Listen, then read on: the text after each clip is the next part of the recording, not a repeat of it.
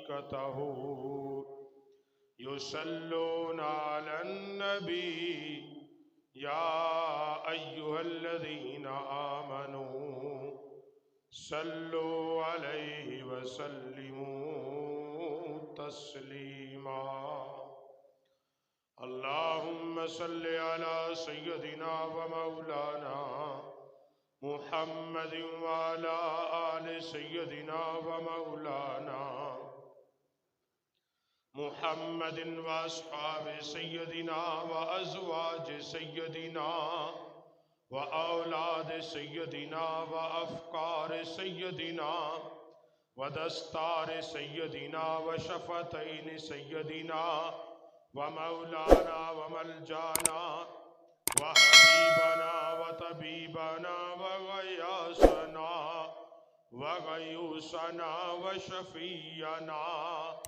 أبي القاسم محمد بن عبد الله نورا من نور الله نورا من نور الله يا أيها المشتاقون بنور جماله بلغ العلا بكماله كشف الدجى بجماله حسنت جميع خصاله صلوا عليه وآله وأصحابه وأزواجه وذرياته وأهل بيته أجمعين سب سے اعلیٰ و اولا ہمارا نبی سب سے بالا و اعلیٰ ہمارا نبی خلق سے اولیاء اولیاء سے رسول خلق سے اولیاء اولیاء سے رسول اور سب رسولوں سے اعلیٰ ہمارا نبی خلق سے اولیاء اولیاء سے رسول اور سب رسولوں سے اعلیٰ ہمارا نبی کرن و بدلی رسولوں کی ہوتی رہی کرن و بدلی رسولوں کی ہوتی رہی چاند بن کے نکلا ہمارا نبی چمک تجھ سے پاتے ہیں سب پانے والے میرا دل بھی چمکا دے چمکانے والے چمک تجھ سے پاتے ہیں سب پانے والے میرا دل بھی چمکا دے چمکانے والے تو زندہ ہے واللہ تو زندہ ہے واللہ میری چشم عالم سے چھپ جانے والے انہیں جانا انہیں مانا نہ رکھا غیر سے کام انہیں جانا انہیں مانا نہ رکھا غیر سے کام للہ الحمد کہ میں دنیا سے مسلمان گیا سب سے اعلیٰ و اولا ہمارا نبی سب سے بالا و اعلیٰ ہمارا نبی ہر قسم کی حمد و ثنا اللہ وحدہ لا شریک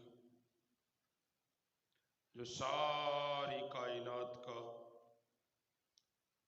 حقیقی خالق مالک رازق رعوف الرحیم ہے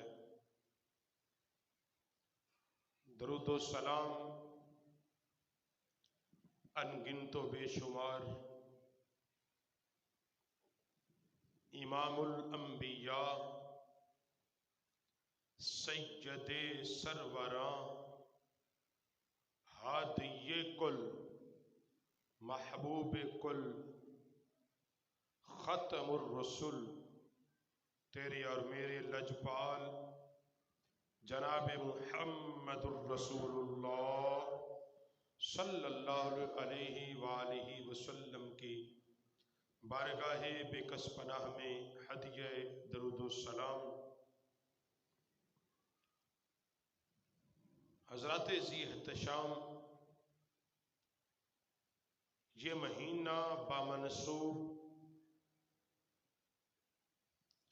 امام الاولیاء سراج الاتقیاء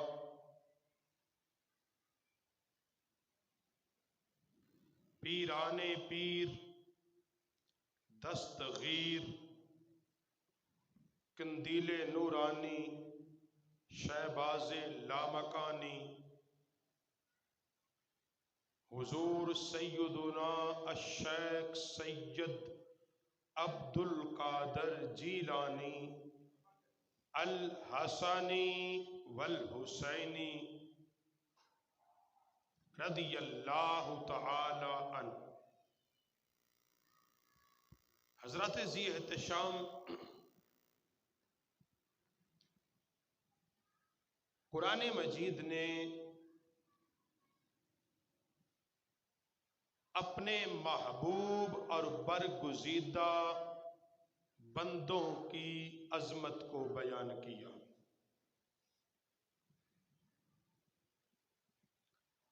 ان کی صفات عالی شان کو بیان کیا۔ قرآن مجید میں اللہ فرماتا ہے والذین یبیتون لربہم سجدا وقیاما، والذین وہ لوگ یبیتون جن کی بیت جاتی ہیں لربہم اپنے رب کے لیے سجدا وقیاما حالت سجدہ اور قیام میں۔ تو گویا کہ اللہ نے اپنے اولیاء کی صفات میں سے ایک صفت یہ بیان کی کہ وہ ان کی راتیں اللہ کے حضور عبادت میں گزرتی ہیں۔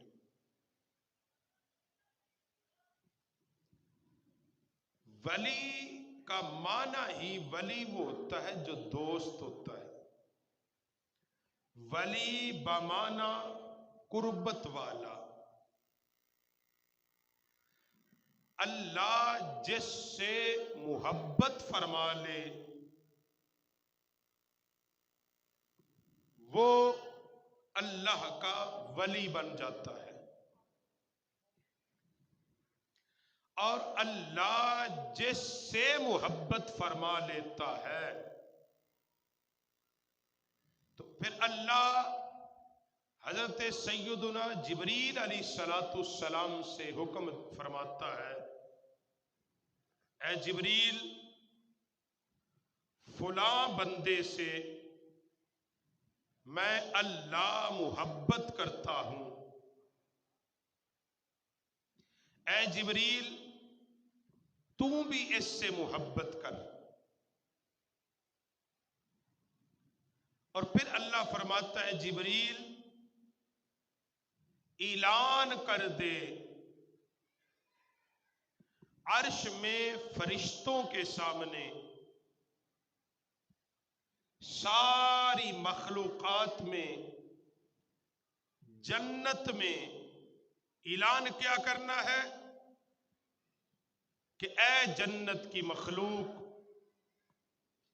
اے فرشتوں کی مخلوق، فلاں بندے سے اللہ بھی محبت کرتا ہے،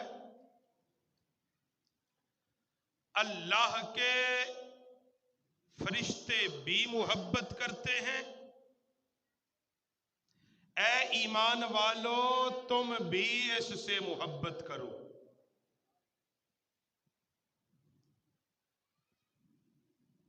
اللہ کا یہ حکم کہ ایمان والو اس فلاں بندے سے میں اللہ محبت کرتا ہوں، تم بھی اس سے محبت کرو۔ محبت با مطلب کہ اللہ پھر اپنے اس ولی کی محبت اپنے بندوں کے دلوں میں ڈال دیتا ہے۔ بندوں کے دلوں میں ڈال دیتا ہے کہ بظاہر اس بندے کا اس سے کوئی رشتہ نہیں ہوتا، کوئی خونی، علاقائی، لسانی کوئی رشتہ نہیں ہوتا، اس کے اور اس اللہ کے ولی کے بظاہر بڑا فاصلہ ہوتا ہے، مگر چونکہ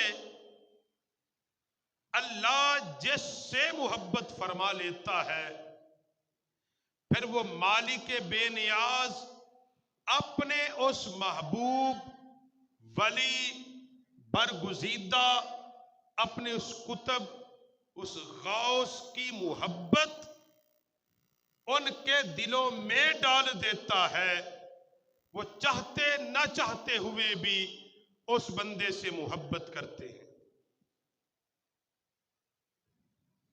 یہی وجہ ہے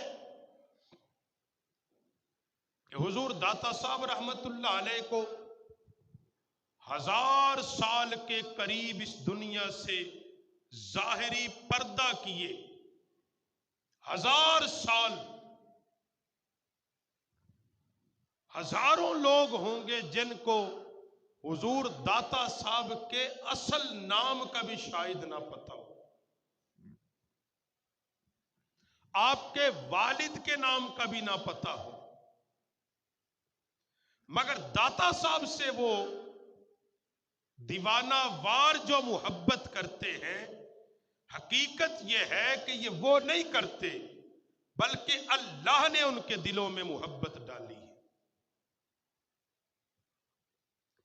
حضور سیدنا غوث اعظم رضی اللہ تعالی عنہ بغداد کے اندر سینکڑوں سال پہلے آئے، پردہ فرما گئے، مگر لوگ آج بھی ان کے فیض سے مستفیض ہیں۔ وجہ یہ ہوتی ہے کہ اللہ اپنے ولیوں کا جو فیض جاری کرتا ہے، فیض جاری ان کا کیا جاتا ہے جو زندہ ہوتے ہیں، جو پردہ کرتے ہیں، انتقال کرتے ہیں، ایک جہان سے دوسرے جہان میں منتقل ہوتے ہیں، مگر ان کا فیض نہیں رکتا، کیونکہ جو ولی ہوتا ہے وہ فنا کے اندر بقا کو پا لیتا ہے، اللہ کی محبت میں فنا ہو کر حیات جادیوانی ایک ایسی زندگی پا لیتا ہے، اتنی اعلیٰ، عرفہ، اکمل، کامل زندگی تک وہ پہنچ چکا ہوتا ہے کہ اس کے بعد پھر اس زندگی کو فنا نہیں ہے، وہ ختم نہیں ہونے والی ہوتی، کیونکہ اس نے اس دنیا میں رہ کر اپنے رب کی محبت میں راتوں کو جاگا تھا، جو قرآن بیان کرتا ہے کہ ان کا جاگنا، ان کا سونا، ان کا سجدے کرنا، ذکر کرنا، تسبیح کرنا، ان کا کھانا، سب کچھ اللہ کی رضا اور منشا کے لیے ہوتا ہے، ذات کے لیے نہیں ہوتا، دولت دنیا کے لیے نہیں ہوتا، مریدوں کا چمگٹھا اکٹھا کرنے کے لیے نہیں ہوتا، بلکہ خالصتاً اللہ کے لیے ہوتا ہے۔ اور یہ ساری چیزیں جو اللہ اپنے قرآن کے اندر بیان کر رہا ہے، ایک ولی کی علامت، ایک ولی کی شان، ایک ولی کی صفات، یہ ساری صفات غوث سمدانی، پیر سید عبد القادر جیلانی، المعروف غوث اعظم دستگیر پیران پیر کے اندر بدرجہ اولا موجود تھی۔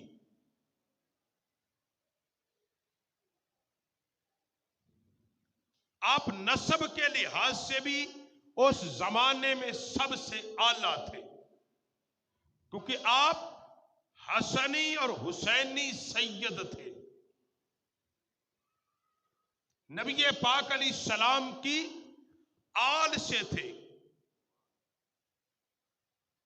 یہ آپ کا نسب تھا کہ نسب کے اعتبار سے بھی آپ پاک تھے، طیب تھے، طاہر تھے، کیونکہ کائنات میں نبی کے نسب سے زیادہ پاکیزہ نسب ہی کوئی نہیں،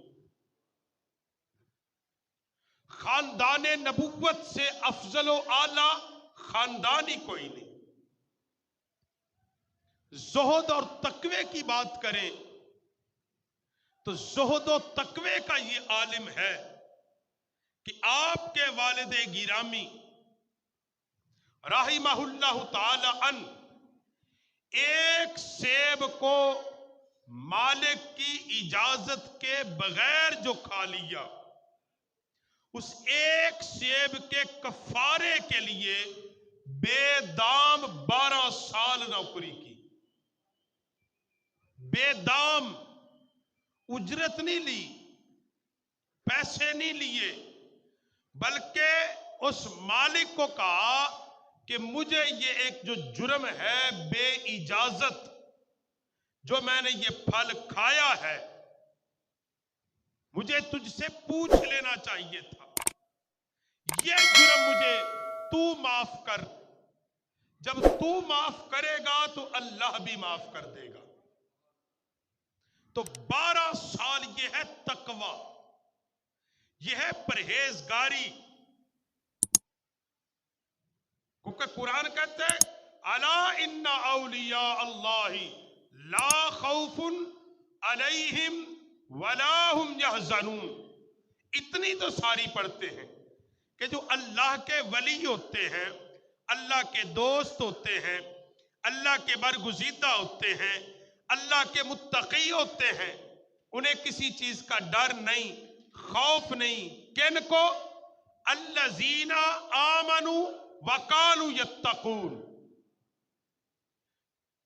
ڈر کن کو نہیں؟ جو ایمان کے بعد تقوی اختیار کرتے ہیں، جو اللہ سے ڈرتے ہیں، کیونکہ جو اپنے رب سے ڈرتے ہیں وہ دنیا میں کسی سے ڈرتے۔ یہی بات تھی کہ حضرت غوث اعظم سرکار کے دور میں اس وقت کا جو بادشاہ تھا مستنصر باللہ، بڑا وہ زمانہ کے آدھی دنیا کا وہ بادشاہ، اور اس کے دربار میں بڑے بڑے علماء، محدث، شیوخ نذرانے لینے جاتے۔ مستنصر باللہ نے حضرت غوث اعظم علیہ رحمہ کی بارگاہ میں بھی بندہ بھیج دیا کہ وہ کبھی میرے پاس نہیں آیا، اسے کہو وہ بھی میرے پاس آ جایا کرے، مگر آپ رحمت اللہ علیہ نے فرمایا جو اللہ سے ڈرنے والے ہوتے ہیں، جن کا توکل اور تقوی اللہ پر ہوتا ہے، وہ دنیا کے کتوں سے نہیں مانگا کرتے۔ یہ دلیری اور جرت مندی کا یہ عالم تھا، اور اس نے ایک بار کچھ اشرفیاں بھیجی آپ کے پاس، کیونکہ بادشاہ شروع سے ایک طریقہ ہے کہ علماء حقہ کو جھکانے کے لیے وہ کچھ نہ کچھ حربے استعمال کرتے ہیں۔ پہلا حربہ ہوتا ہے کہ ظلم کے ساتھ، طاقت کے ساتھ، پھر دولت کے ساتھ، پھر جاہو جلال منصب کے ساتھ کرسی دے دی، کرسی لے لو، پھر دولت کے انبار، کس لیے کہ تاکہ یہ درویش کامل میرے سامنے کھڑا نہ ہو، اللہ کی حدود کی پاسداری پہ کھڑا نہ ہو جائے۔ اس نے بھی روایتاً غوث اعظم کو اشرفیاں بھیجی، سونے اور چاندی کی اشرفیاں، کہ قبول کر لو۔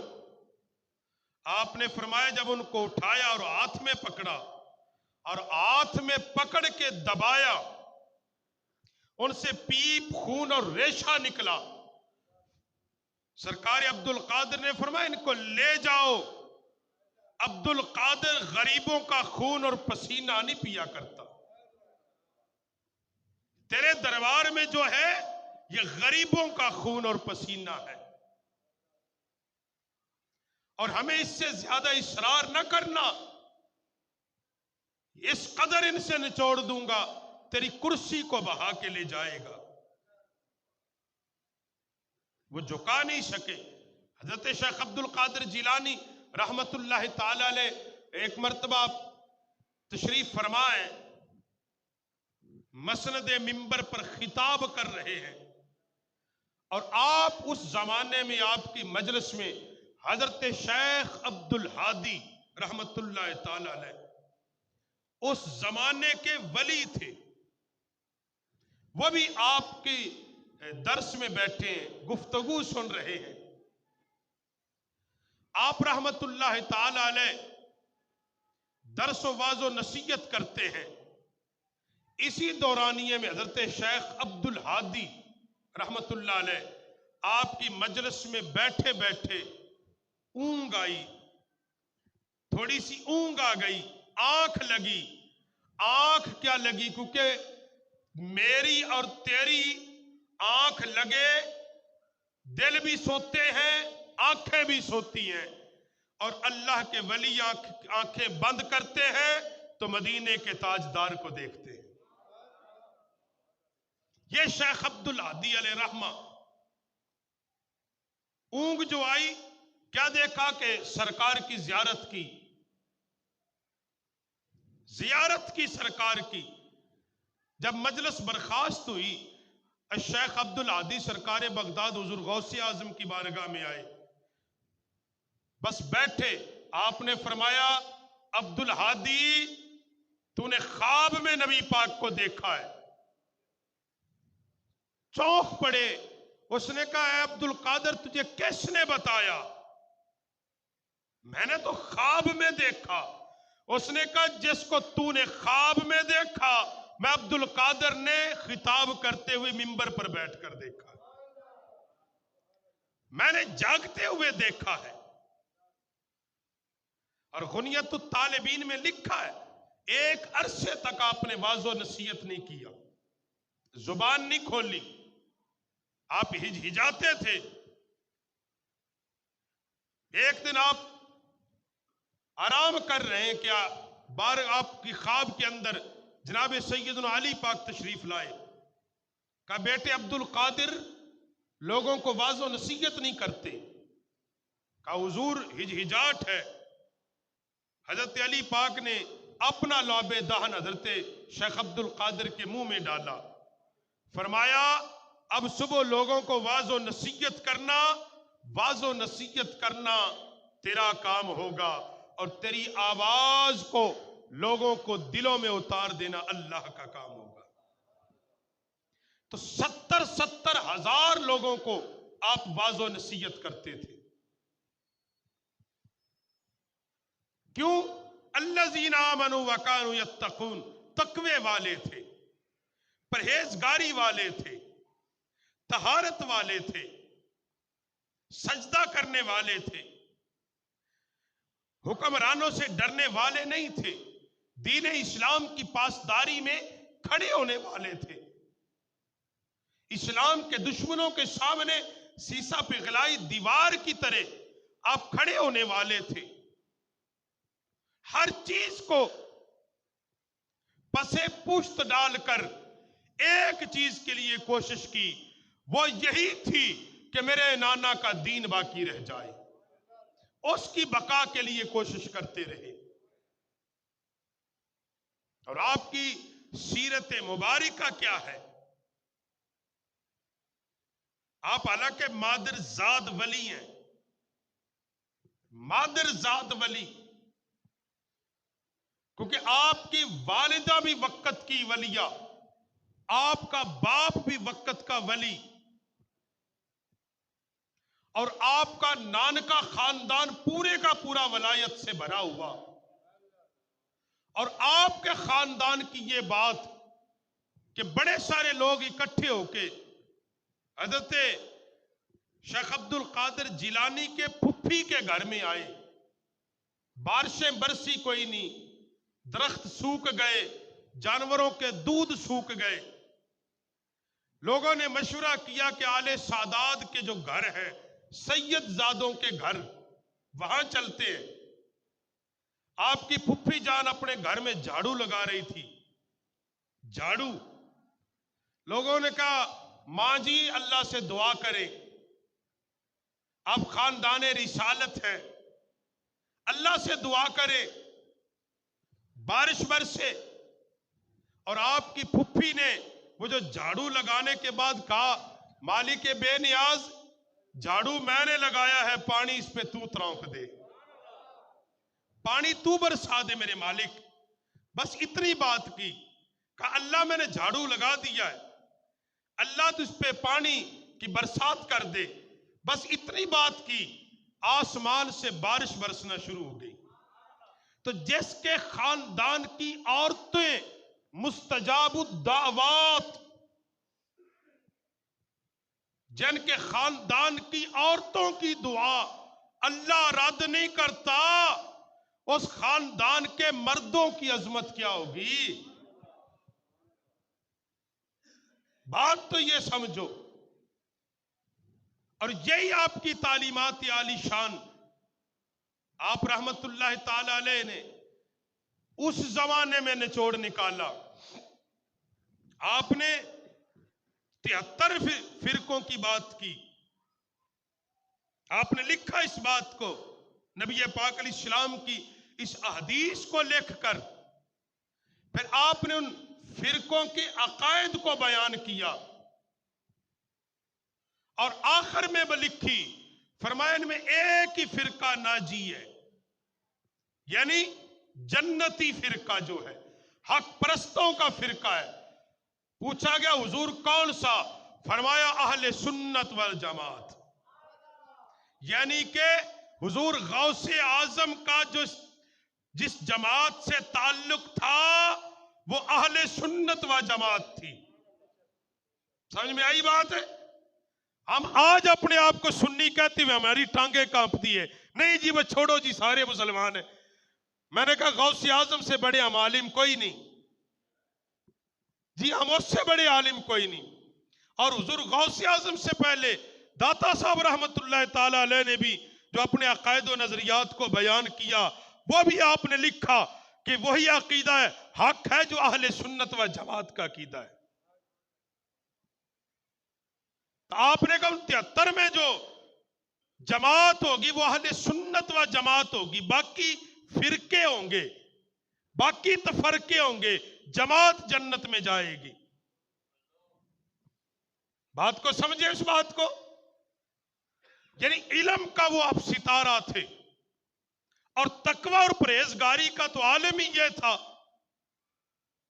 کہ آپ جب پیدا ہوئے لوگ آپ کے گھر میں پوچھنے آ گئے کہ آج روزہ ہے بھی کہ کوئی نہیں، روزہ ہے کہ کوئی نہیں۔ انہوں نے کہا کیوں؟ اس نے کہا عبد القادر کے بارے میں مشہور تھا کہ آپ سحری کے وقت ماں کا دودھ پیتے اور افطاری کے وقت پیا کرتے تھے۔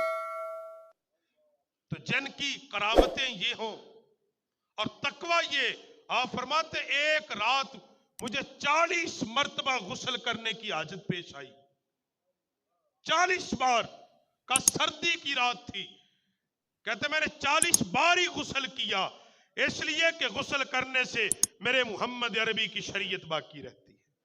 سنت پر عمل اس قدر جذبہ ہے، اس قدر اخلاص اور تقوی کا یہ عالم ہے، عشاء کی نماز کے وقت رب کے قرآن کی تلاوت شروع کرتے، فجر تک قرآن مکمل کر لیتے، نوافل کے اہتمام رکھتے آپ۔ اور وہ وقت آیا جب اسلام پر معتزلہ اور عیسائی ان دو گروہوں نے حملہ کیا۔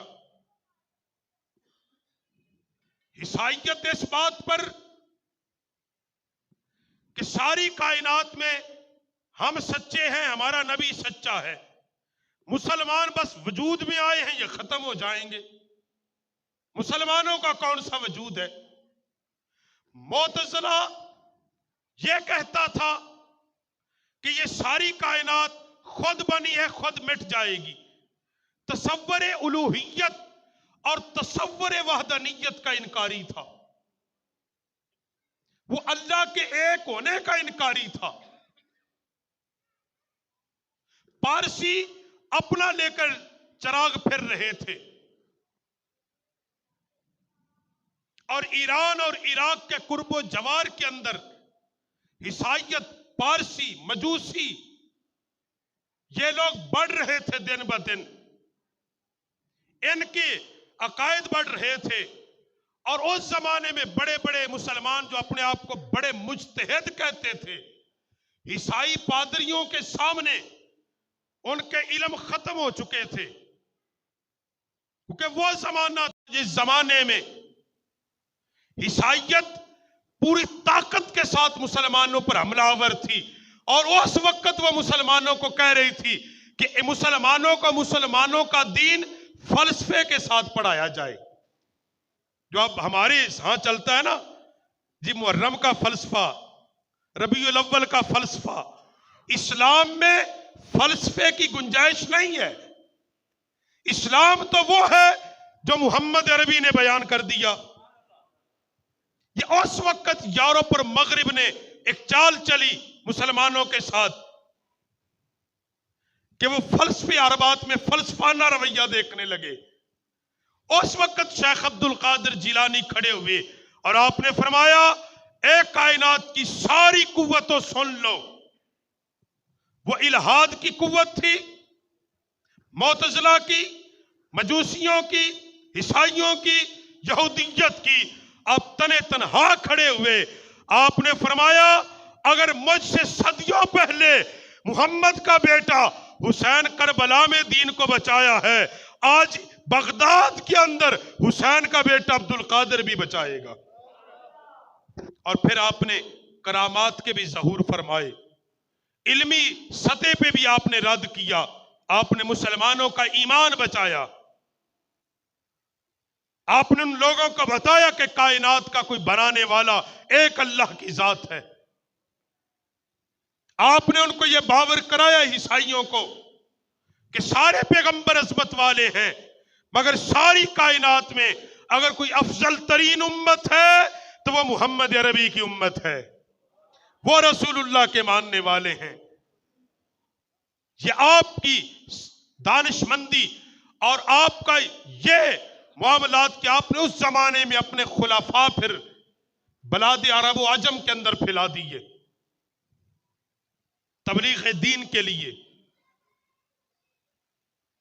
آپ نے خلفاء مدارس کا قیام کیا، مساجد کا قیام کیا، درسگاہیں قائم کی، ان کے اندر پھر لوگوں کی تربیت اور ذہن سازی کی گئی، اور پھر وہاں سے جو ایک کھیپ تیار ہوئی علماء کی، صلحاء کی، صوفیاء کی، ان کو پھر بلاد عرب و عجم کے اندر پھیلا دیا، اور پھر وہ جہاں جہاں گئے وہ ایک فرد انجمن کی حیثیت تھا، کیونکہ وہ تیار غوث اعظم نے کیے تھے، کسی اور نے نہیں کیے تھے۔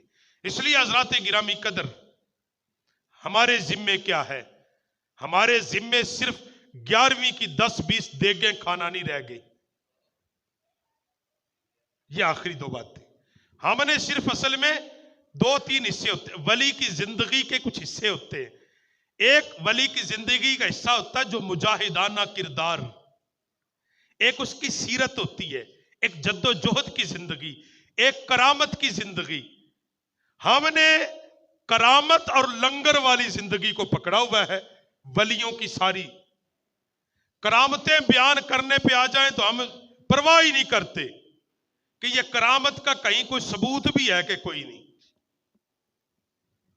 معذرت کے ساتھ ہم کرامتیں بیان کرنے پہ آ جائیں تو پھر ہمیں سمجھ ہی کوئی نہیں ہوتی کہ جو کرامت بیان کی ہے یہ قرآن و سنت سے ٹکرا رہی کہ کوئی نہیں. ہم پھر آئی تلائی چل بلائی جی. اور یا پھر جی لنگر میں برکت ہے. ٹھیک ہے، لنگر میں برکت ہے. یہ بھی لنگر ہے کہ ولیوں کی طرح اسلام کے لیے جد و جہد کی جائے. یہ بھی ولیوں کا لنگر ہے کہ ہم اپنے چہرے کو رسول اللہ کی سنت کے مطابق سجائیں. یہ بھی ولیوں کا لنگر ہے کہ نماز 5 وقت بعد جماعت پڑھی جائے. یہ بھی ولیوں کا لنگر ہے کہ اپنی اولاد کو رسول اللہ کا دین سکھایا جائے. یہ بھی ولیوں کا لنگر ہے کہ رسول اللہ کی عزت و عظمت کی بات آئے پھر گھر میں نہیں بیٹھنا بلکہ عزت رسول کے لیے ہر لمحے نکلنا ہے. تو اس لیے حضرات، غوث اعظم کی سیرت طیبہ صرف 5-7 ہر مہینے کھیر کھانا صرف 11ویں اور غوث کا فیض نہیں ہے. غوث نے یہ بھی بتایا ہے جب رسول اللہ کے دین پر کوئی مشکل وقت آئے اور پوری قوت کے ساتھ کفر اکٹھا ہو کے اسلام کو دبانے کی کوشش کرے تو اس وقت اور ان حالات میں ایک مسلمان اور رسول اللہ کا کلمہ گو کی حیثیت سے ذمہ داری عائد ہوتی ہے کہ وہ اپنا مال درہم قدم سخنے جانے اپنی مال اولاد دولت ہر چیز کے ساتھ اسلام کے لیے پیش ہو جائے، اسلام کے لیے کھڑا ہو جائے، اسلام کے لیے نکلے. علماء کا منصب یہ بنتا ہے کہ صرف کرامتیں بیان کر کے تقریر اچھی لگا کے پیسے اکٹھے نہ کریں، قوم کو مجاہدانہ زندگی بھی بتائی جائے.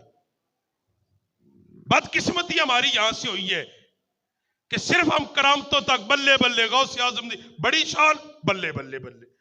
جب کہا جائے کہ ان کی زندگی یہ ہے اور چھڈو جی مولوی سیاسی ہو گیا نہیں، چھڈو جی بس غوث اعظم بخشوا لائے گا. میں نے کہا غوث بھی اس وقت ہی بخشوائے گا جب غوث کی زندگی جیسی زندگی گزارو گے.